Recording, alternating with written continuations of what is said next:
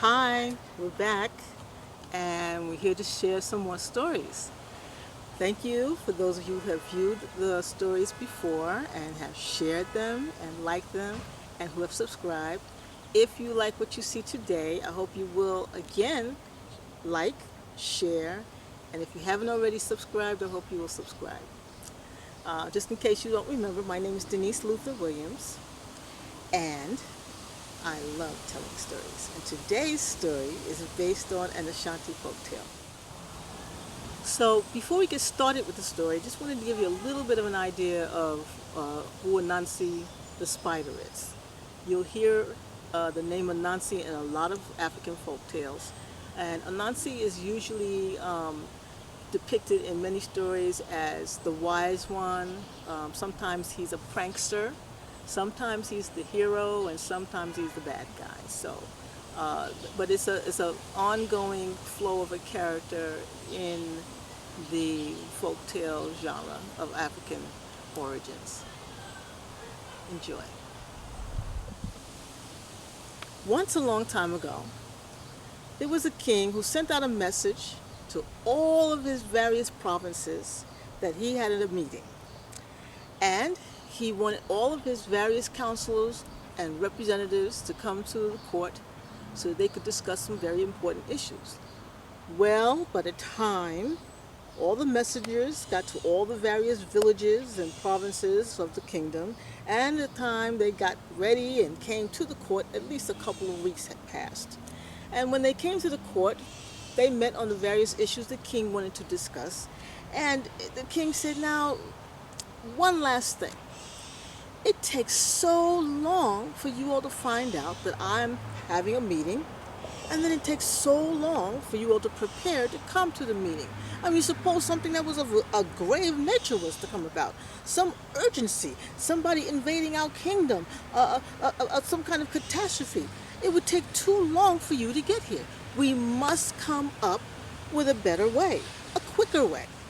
And Anansi, who was always at the king's side, ready to give him good advice, said, you know what, Your Majesty, maybe we should build a drum that had a deep enough sound and a clear enough sound that it could travel to all your provinces in every part of the kingdom, and everyone would get the message immediately and be able to respond and be here on a quicker basis. And the king said, Anansi, that is brilliant as usual. Thank you very much, Your Majesty. So, how shall we go about doing this? And Anansi suggested that every council and every representative from every kingdom send someone to help build the drum while they're right there and there, right then and there to start. So, everyone contributed. Some went to the forest and searched through the forest to find the best tree, the perfect tree that was big enough with just the right kind of wood to carry the sound. They found that. And then some represented, and their animals and persons chopped the tree down and dragged the tree so that it would be able to be worked on. And then others cleared off all the bark and the branches and did all of the polishing and carved out the drum just so. I mean, everybody from every kingdom, animal and human, contributed except Monkey. Now, as the people would work, they would say to themselves out loud, they would say, we work and we work hard for the good of the people. We labor and we labor hard for the good of the people. And as they would sing this and say it to one another, Monkey would sit back, eat nuts and fruits. Yeah, that's right. We work hard and we labor for the kingdom. Yeah, for the good of the people. Yeah, that's right. He never lifted a finger. So when the drum was finished, everyone was so happy and joyful, and the king came to inspect the drum, and he was very, very pleased. Now that the drum was finished, it was time to transport the drum back to the court.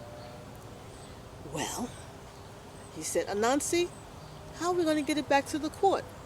And Anansi said, well, And he looked over at the elephant. Elephant said, no, not me. I did a lot of work to get this drum done. And everyone agreed. That's right. He did. We did work hard. And so Elephant said, well, maybe Leopard could take the honor. And Leopard said, now, Elephant, you know I worked just as hard as you did to help make this happen. And everybody agreed. That's true. He did work hard. And one by one, they each explained, as they looked to one another, that they had worked very hard. And it was all very true, except for Monkey. So Anansi said, looking at Monkey, because Anansi observed Monkey the whole time and noticed that he hadn't done anything. And he said to the king, well, Your Majesty, may I suggest that the one who should have this great honor of bringing the drum to the court should be the one who did the least. And the king said, Anansi, that's a brilliant idea. And everyone looked to Monkey. And Monkey noticed that everyone was looking at him, and he was like, I'm not doing that. Huh. I'm not lifting a finger. I am not doing it. I'm not taking the drum to the court. Not me. I'm just saying. That's all. I'm just saying. And Anansi said, no one said anything about you taking the drum to the court. I know. I'm just saying that I'm not doing it. That's all there is to it. Just saying. And Anansi turned to the king and said, he was the laziest one. Therefore, the one who did the least just happened to be the laziest one.